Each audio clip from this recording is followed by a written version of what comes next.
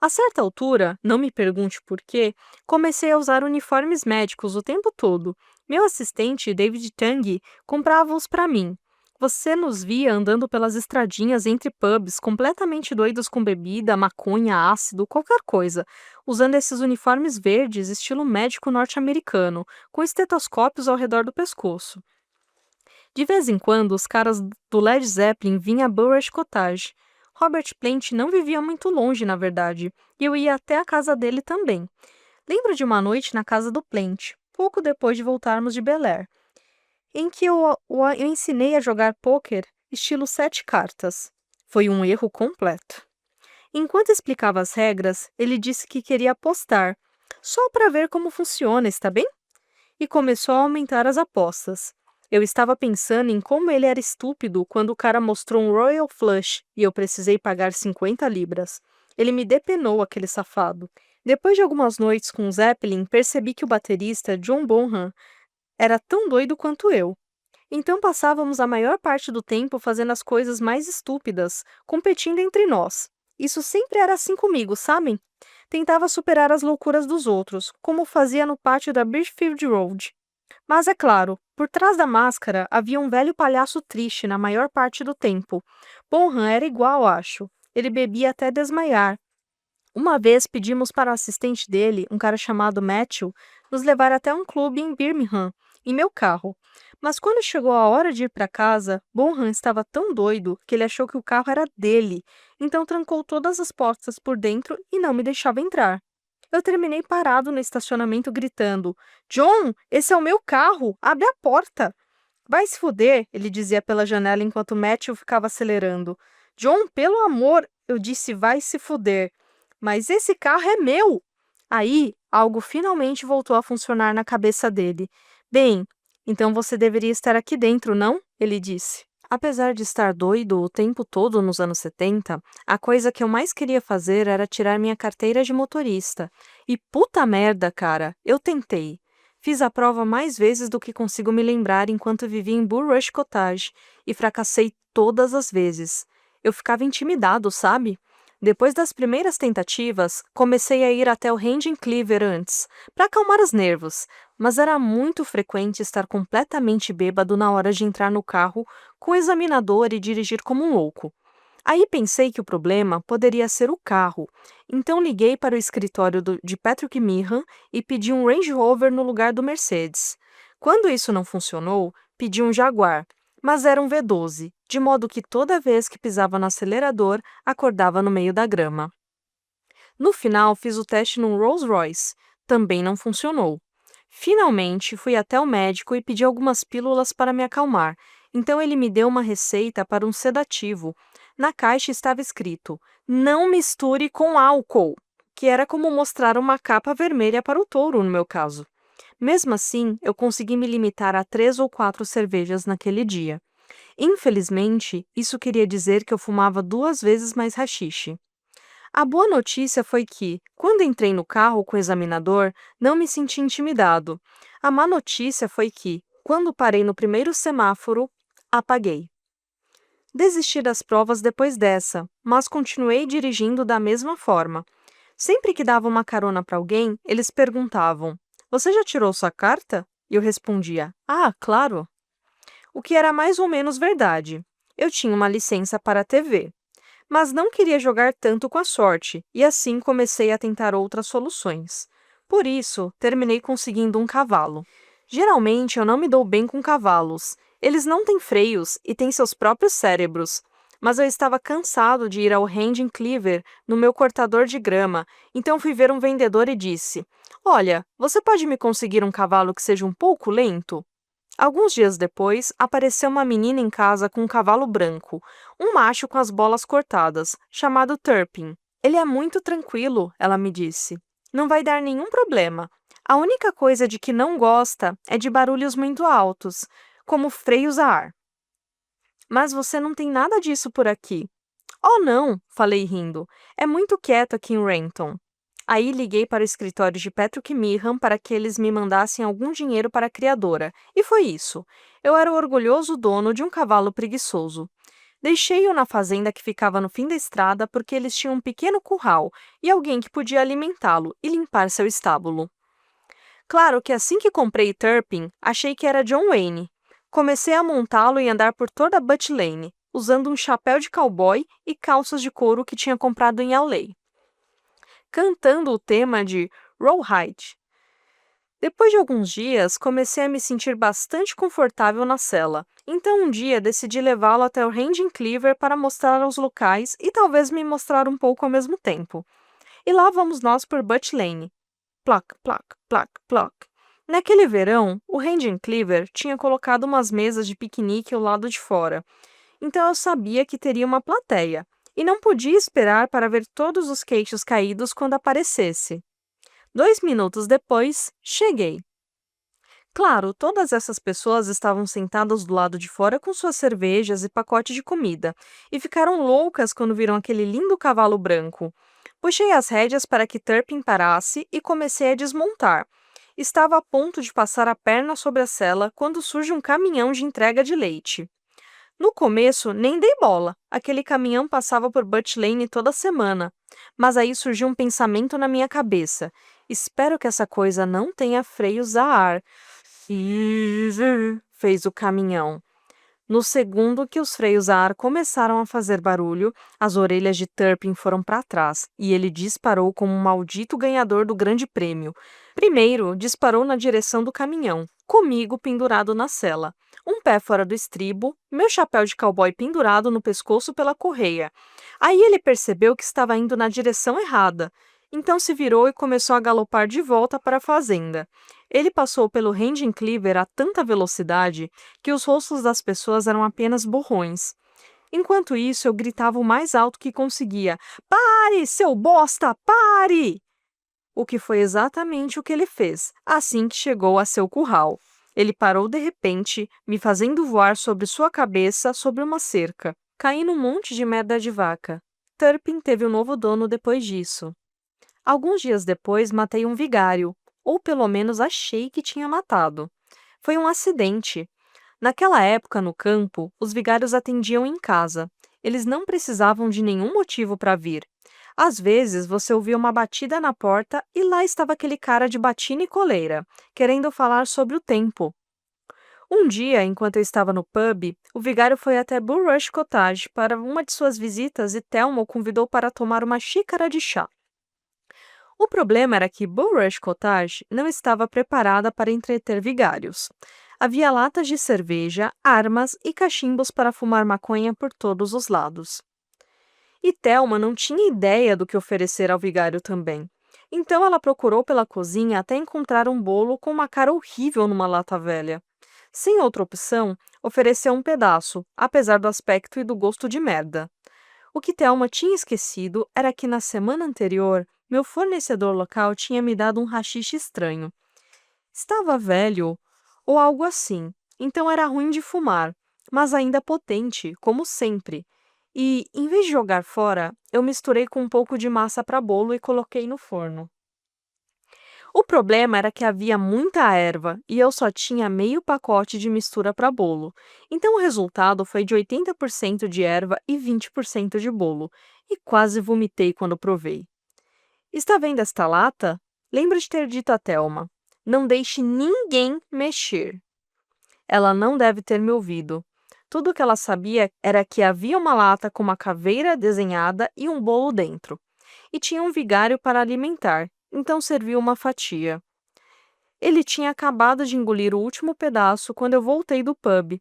Assim que o vi sentado no sofá com um pratinho na frente e migalhas por todos os lados, soube que havia algo errado. "Uma delícia esse bolo. Muito obrigado, Sra. Osborne." O vigário agradeceu. "Se importaria se eu pegasse outra fatia?" "Oh, claro que não", disse Thelma. "Thelma", eu disse, "acho que não temos mais bolo." "Temos sim, John. Está na cozinha." "Nós não temos mais bolo." "Oh, não quero causar problemas", disse o vigário, se levantando. Aí ele começou a passar um lenço na testa e ficou com uma cor estranha. Eu sabia exatamente o que ia acontecer. Sabe, comer erva é muito diferente de fumar. Ela afeta todo o seu corpo. não só sua cabeça. E é preciso um único pedacinho para deixá-lo completamente doido. Oh, meu Deus, ele falou. Acho que estou me sentindo um pouco. Bum! Merda! O vigário desmaiou! Gritei correndo para ver se ele ainda estava respirando. Aí me virei para a Thelma. Que merda você estava pensando? Falei. Ele vai morrer. Eu disse para não tocar naquele bolo. Ele acabou de comer haxixe suficiente para derrubar uma merda de um elefante. Como eu podia saber que o bolo estava com isso? Porque eu falei. Não falou, não. Estava na lata, com a caveira na tampa. E agora, o que vamos fazer? Disse Thelma, ficando branca. Vamos ter de tirar o corpo daqui. Isso é o que vamos fazer, falei. Aqui, pegue as pernas. Onde vamos levá-lo? Lá onde ele mora. Então, carregamos o padre até seu carro, colocando-o no banco traseiro. Encontramos seu endereço no porta-luvas e eu o levei para casa. Ele estava frio. Eu realmente achei que ele tinha morrido, apesar de que passara o dia todo bebendo. Então não posso dizer que estava pensando direito. Tudo o que sabia é que para um vigário ou qualquer outra pessoa, aquela quantidade de haxixe de uma vez poderia ser letal. Mas eu fiquei repetindo que ele só acordaria com uma terrível ressaca e tudo estaria bem. Quando cheguei na casa dele, arrastei-o do carro e o coloquei sentado nos degraus da porta. Se fosse mais esperto, eu teria limpado minhas digitais do carro, mas eu me sentia tão mal com o que tinha acontecido e queria acreditar tão desesperadamente que ele estava bem, que posso dizer honestamente que isso nunca passou pela minha cabeça. Mesmo assim, passei a noite toda acordado, esperando pelas sirenes. Com certeza eu seria a primeira pessoa a ser visitada no meio da noite se eles fizessem qualquer teste no corpo do vigário. Quem mais na paróquia poderia ter lhe dado uma fatia letal de bolo com haxixe? Mas não ouvi nenhuma sirene aquela noite. E ninguém apareceu no dia seguinte tampouco. Passaram-se mais alguns dias. Nada. Eu estava ficando louco de culpa, e Thelma também. Mas não queria chegar nem perto da casa do vigário. Poderia parecer suspeito, então sempre que eu ia ao Rangen Cleaver, fazia algumas perguntas sutis. Alguém encontrou o vigário esses dias? Eu perguntava casualmente. É um cara legal aquele vigário, não é? Me pergunto sobre o que será o sermão no domingo. No final, alguém comentou que ele deveria estar doente, porque não tinha ido à igreja e ninguém o via fazia algum tempo. É isso, pensei. Eu o matei. Fiquei pensando se deveria me entregar. Foi um acidente, juiz, imaginei-me falando. Um acidente muito terrível. Isso durou pelo menos uma semana. Aí, um dia, entrei no pub e lá estava ele no balcão, com sua batina, tomando um suco. Eu quase dei um abraço e um beijo no cara. Olá, vigário, disse com a cabeça aliviada de culpa. Ah, Sr. Osborne, ele disse apertando minha mão. Sabe de uma coisa engraçada? Não consigo me lembrar como cheguei em casa naquele dia, e na manhã seguinte estava com uma gripe horrorosa. Que pena! Sim, sim, uma coisa muito feia aquela gripe. Com certeza. Nunca tive uma gripe como aquela. Bom, estou feliz por estar se sentindo me. Eu alucinei por 3 dias, sabe? Uma experiência muito curiosa. Eu estava convencido de que os marcianos tinham pousado na igreja e estavam tentando organizar uma tômbola. Isso é terrível, vigário. Espero que esteja se sentindo melhor. Ah, muito melhor, obrigado. Apesar de que acho que ganhei peso essa semana, eu sinto muita fome. Ah, ouça, vigário, falei. Se houver algo que eu possa fazer pela igreja, qualquer coisa, é só me falar, está bem? Oh, que gentil! O senhor não toca órgão por acaso, não? Ah, não. Mas está em um grupo pop, não é? Estou sim. Diga-me, qual o nome de vocês? Black Sabbath. Oh, o padre franziu a testa por alguns segundos, aí me olhou e disse: um nome bastante peculiar, não é? Capítulo 6. O fim está próximo. Gravamos o álbum seguinte do Black Sabbath numa casa mal assombrada, no meio do nada. Não sei quem foi a ideia brilhante, mas não foi minha, com certeza. O nome do lugar era Clearwell Castle. Ficava na floresta de Dean, na fronteira com o país de Gales, e a gente ficou com medo desde o primeiro dia. Tinha um fosso, ponte levadiça, camas com 4 colunas em todos os quartos, grandes lareiras por todos os lados. cabeças empalhadas de animais nas paredes e um antigo calabouço escuro, que usávamos como sala de ensaio.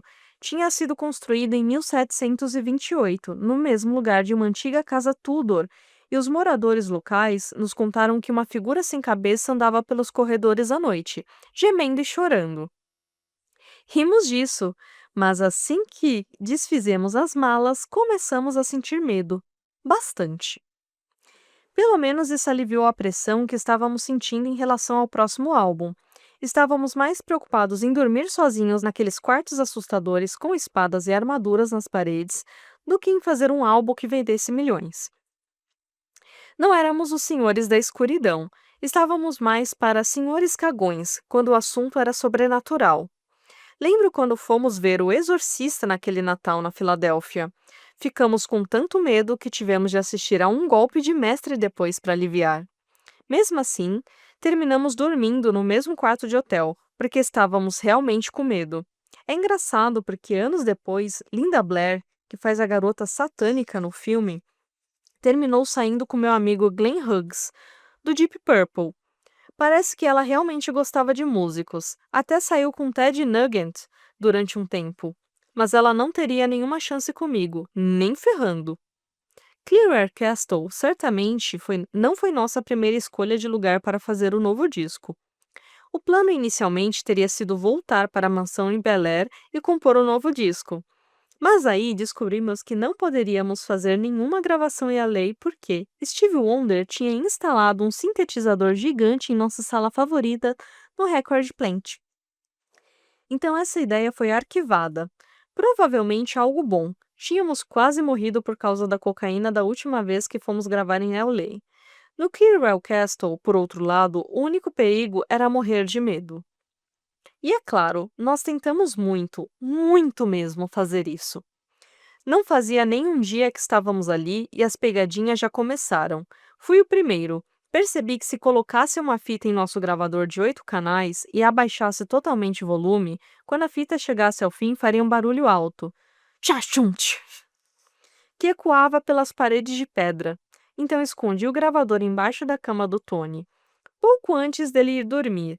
Depois de termos passado a noite assustando uns aos outros com uma sessão de calabouço. Entrei escondido no quarto dele, apertei play e coloquei o volume no 0. Aí corri e me escondi no quarto ao lado. Depois de um tempo, vi Tony deitar. Eu esperei. Aí, uma a uma, as luzes do castelo se apagaram, até que ficou tudo escuro.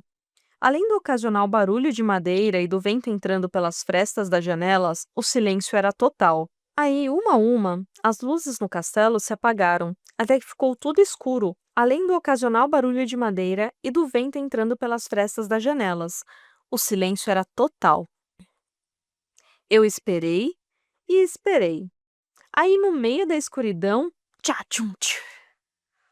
Tudo que eu ouvi do quarto do Tony foi um e um barulho que ele caiu da cama. A porta se abriu e Tony saiu de cueca, gritando: Tem alguma coisa na porra do meu quarto? Tem alguma coisa na porra do meu quarto? Fiquei rindo por dias. Mas, por mais que o castelo pudesse aliviar nossas ideias, não ajudou com a composição. O problema era que Volume 4 tinha sido um clássico, pelos padrões de Black Sabbath, pelo menos, o que significava que queríamos que o seguinte fosse outro clássico. Mas não dá para controlar isso. Até certo ponto, é preciso estar no lugar certo, na hora certa. Quero dizer, não acho que Michael Jackson tenha se sentado um dia e dito: Sabe o quê? No ano que vem vou compor um disco chamado Thriller, e todas as músicas serão impressionantes e vai vender 1 milhão de cópias toda semana. Não dá para planejar esse tipo de coisa. Novamente, estávamos com muito medo de nos tornar uma dessas bandas que começaram com discos que as pessoas acharam incríveis, só para continuar soltando uma porcaria atrás da outra. Nenhum de nós realmente conseguia acreditar como nossas vidas tinham mudado desde que havíamos voltado do Star Club em 69. Acho que esperávamos acordar um dia e descobrir que tudo tinha acabado, que nosso pequeno golpe tinha sido descoberto. Pessoalmente, uma das minhas maiores preocupações era nos distanciarmos muito do que nossos fãs queriam. Quero dizer, eu sabia que não podíamos repetir Iron Man para sempre. Precisávamos nos desafiar.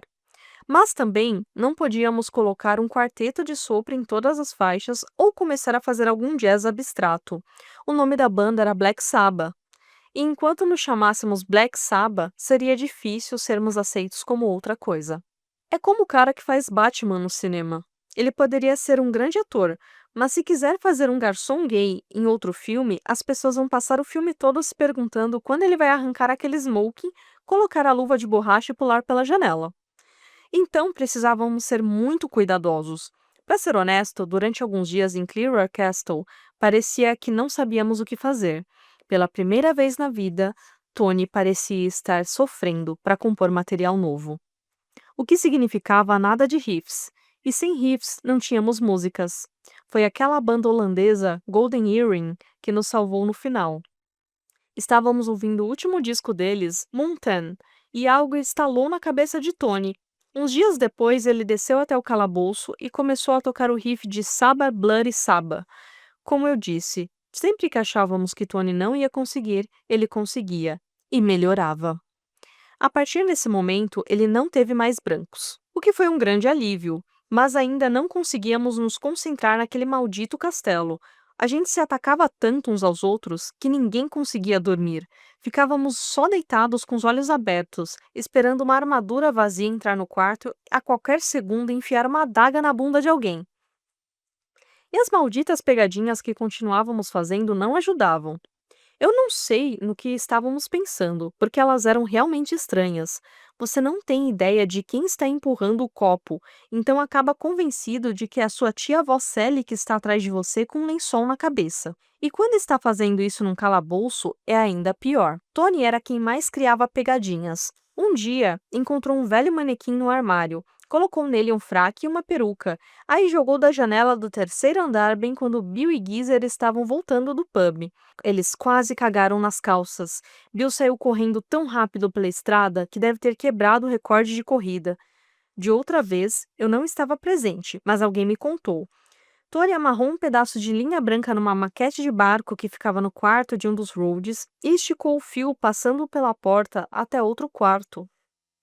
Aí esperou até o Rhodes ficar sozinho e deu um puxão. O Road olhou para cima e sobre a lareira, cuja base eram duas gárgulas, e o barco estava navegando sozinho. Ele saiu correndo do quarto e se recusou a voltar. Bill ficou com a pior, no entanto. Uma noite tinha bebido muito e desmaiado no sofá. Pegamos um espelho de corpo inteiro e o seguramos acima dele, a uns poucos centímetros de sua cara. Aí enchemos o saco até ele acordar. No segundo em que abriu os olhos, tudo o que viu foi sua própria imagem. Até hoje nunca ouvi alguém gritando tão alto. Ele deve ter achado que tinha acordado no inferno. Bill passou a ir dormir com uma adaga depois disso. As piadas saíram de controle no final. As pessoas começaram a ir para casa à noite em vez de dormir em seus quartos. O engraçado é que a única coisa realmente perigosa que aconteceu durante o tempo em que ficamos em Clearwell Castle foi quando eu estava bêbado e dormi com minha bota perto do fogo. Tudo que me lembro é de acordar às 3 da manhã com uma sensação estranha na perna, depois pular, gritar e correr pela sala com minhas botas em chamas, procurando algo para apagar. Todo mundo achou muito engraçado.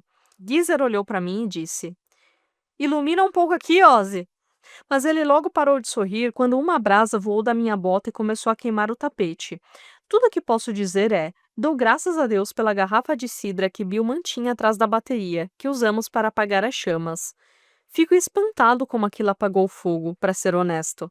Eu já tinha experimentado a cidra do Bill, então meio que esperava que ela funcionasse como um coquetel Molotov. Quando saímos de Clearwell Castle, tínhamos pelo menos a maior parte do novo disco escrito, na Wiles Jean Wright Road, no norte de Londres, para terminá-lo. O Morgan Studios era um lugar muito popular na época, então sempre que você trabalhava lá, acabava encontrando outras bandas e normalmente isso terminava num pequeno café que havia ali. Tinha um balcão e servia álcool, e muitas risadas.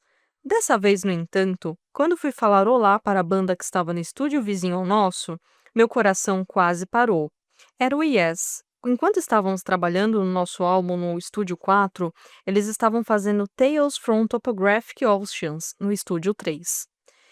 Eram hippies, por isso tinham trazido todas essas vacas de cartolina para fazer com que o lugar parecesse o campo. Depois descobri que as vacas tinham até tetas elétricas. Não estou brincando.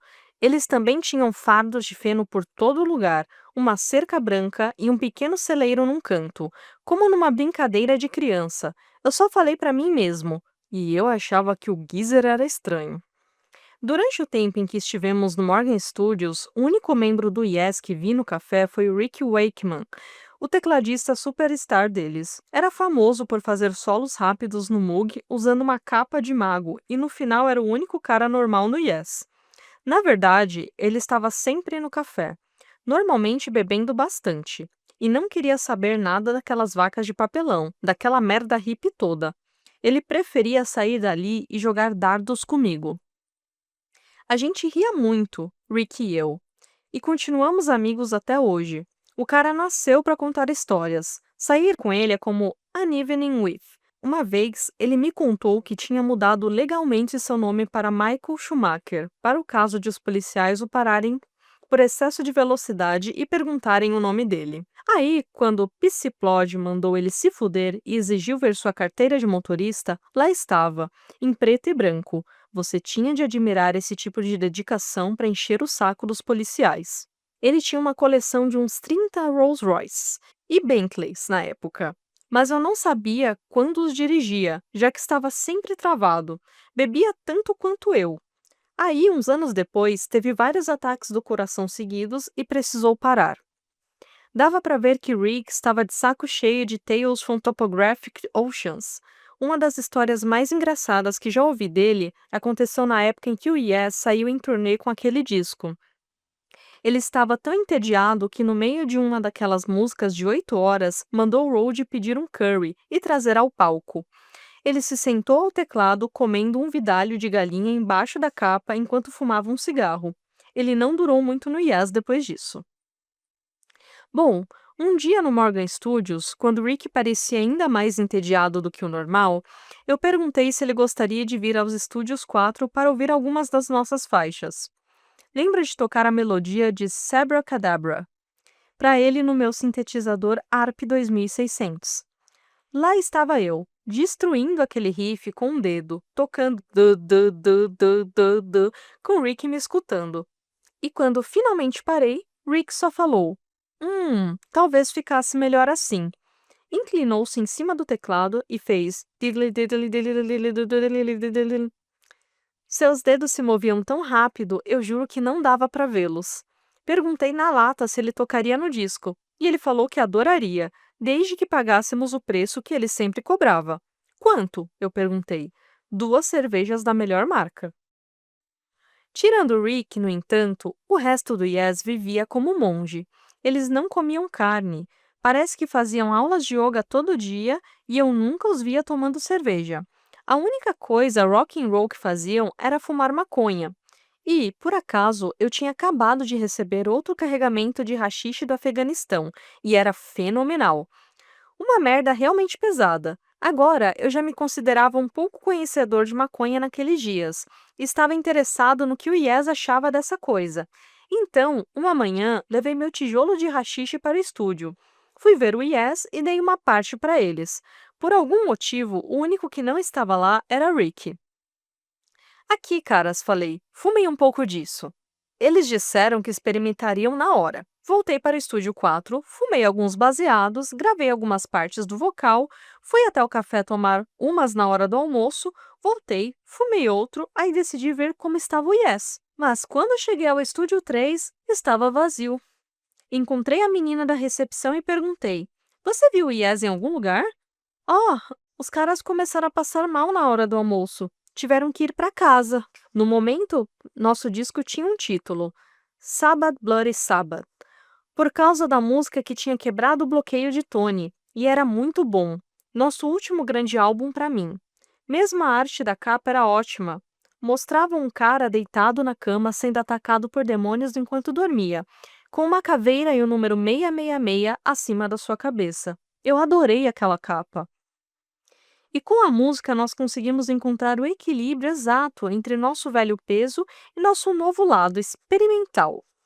Por outro lado, você tinha faixas como Spiral Architect, que continha uma orquestra inteira, e Fluff, que soava quase como Shadows. O nome era uma homenagem a Alan Fluff Freeman, o DJ que sempre tocava nossos discos na Rádio 1. Por outro, havia a National Acrobat, tão pesada que parecia que sua cabeça estava sendo atingida por um pedaço de concreto.